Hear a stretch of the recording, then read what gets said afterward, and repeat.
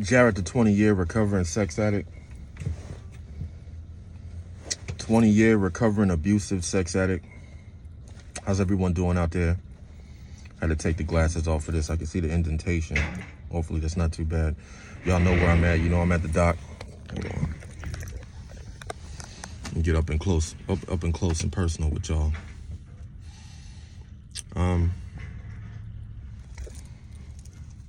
Where should I begin? I want to talk about the 3 things that I had to go through on this journey to level up, to become the best version of myself. You know what's crazy is when you start living for God, when you start living like righteously, wanting to live for a cause bigger than yourself. When you stop caring about worldly desires, worldly pleasures. In the spiritual world, there's a target on your back.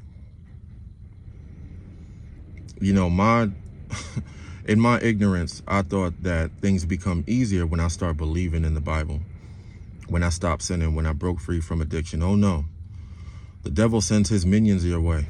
He can't wait for you to mess up.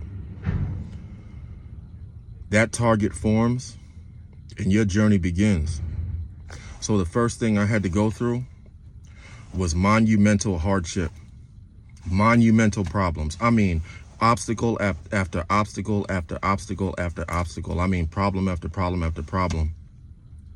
And the devil does that to break your spirit, to break your faith,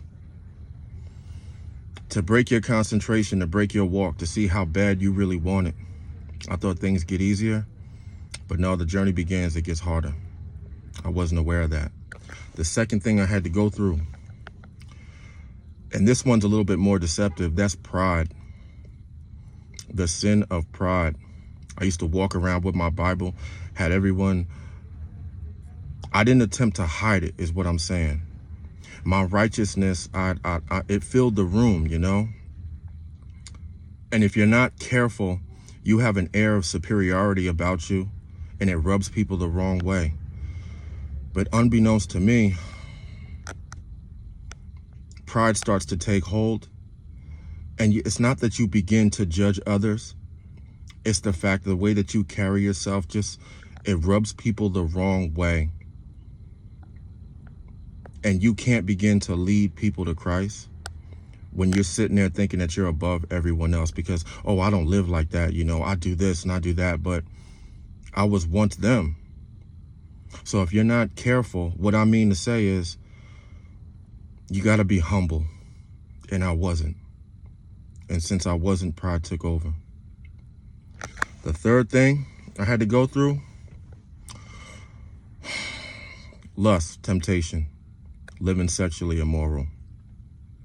God said, okay, I don't know, or better yet, the devil said, okay, you want to learn from your pride? You want to keep the faith through obstacles and problems and roadblocks that might come your way? Well, here's a nice big booty, big breasted woman. Let's see how you handle this one. And I fell hard. I fell so hard, and that one was the quickest. That was the quickest fall from grace. I started drinking, smoking heavily. I started having sex. And then I had sex with someone else, and I had sex with someone else. I had sex with 3 different women within a short period of time, over a few months, which, you know, coming from, excuse the beeping, coming from being on semen retention for so long, and coupled with the fact that I was now drinking and smoking and just, oh man, I stopped working out. I stopped everything. I fell so hard. And when I did that, it took me months to get back right. It took me months to get right back with the Lord. You know, when you return to your own vomit, the devil comes at you 100 times harder than before. And it's harder than ever to break those addictions. That's why you need to just stay clear. You really got to stay clear of these things. But I wanted to share with you the 3 things that I had to go through on this journey.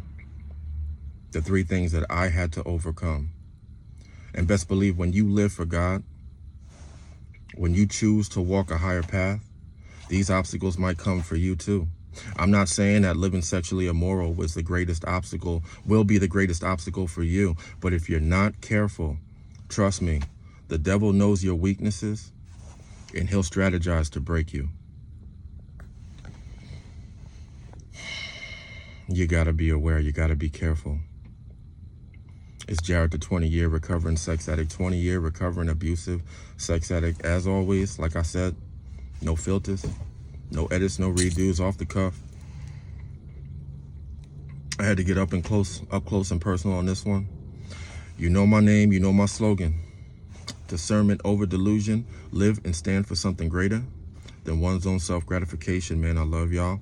Enjoy the day, and I'm out.